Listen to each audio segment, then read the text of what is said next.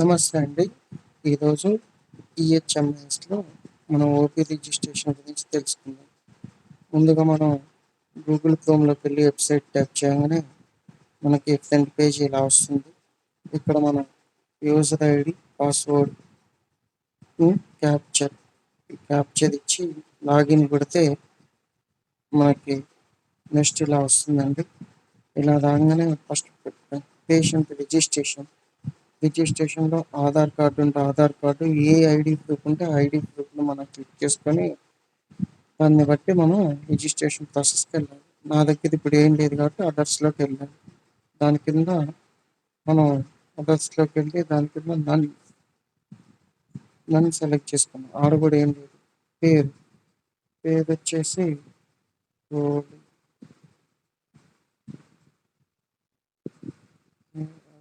Naresh. Type చేసి male. Date of birthday ఇవ్వాలండి. Date of birthday వచ్చేసి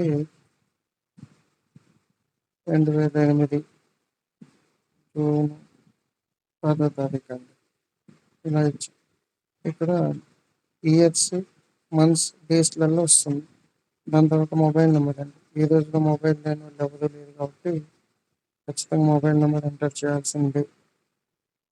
దాని తర్వాత తెలంగాణ, ఏ డిస్టిక్ అయితే ఆ డిస్టిక్, సూర్యాపేట, మండలం, మున్సిపాలిటీ అని అడుగుతుంది.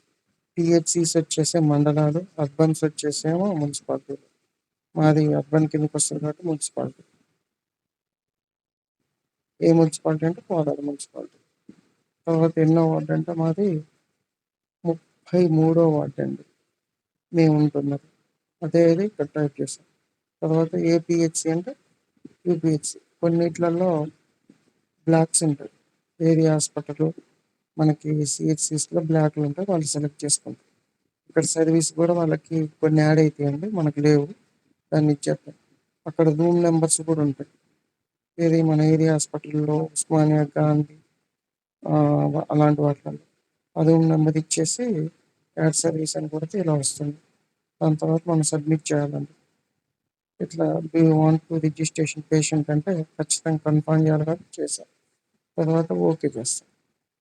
ప్రింట్ ఇవ్వాలి ఆ పేషెంట్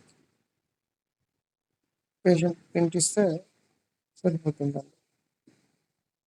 దాని తర్వాత మనం క్లోజ్ చేసాం.